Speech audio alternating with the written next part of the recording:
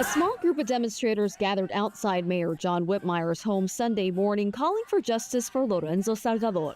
Several Houston police officers stood by as protesters held signs, waved Palestinian and Mexican flags, and chanted outside the mayor's home.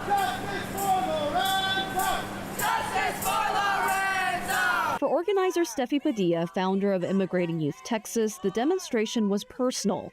We first met her this morning at Memorial Park, where organizers had planned to gather before a protest run. Well, for me personally, he could have been one of my subcontractors. You know, as somebody who works in the construction industry and has a construction company, I could have very well been working alongside him. Not just that, my father is an immigrant. Last weekend, we were there as labor leaders, immigrant advocates, and community members marched from Remembrance Park to Houston City Hall, calling for transparency and accountability following Salgado's death.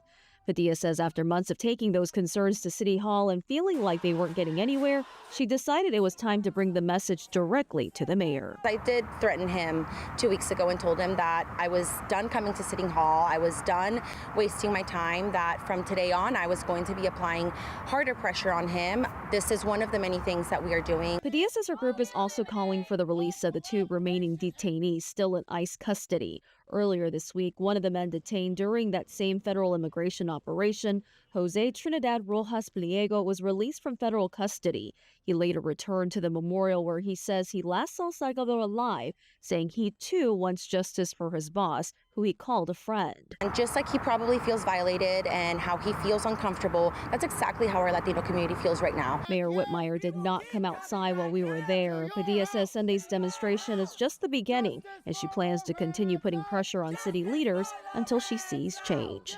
In Houston, Michelle Choi, KHOU 11 News.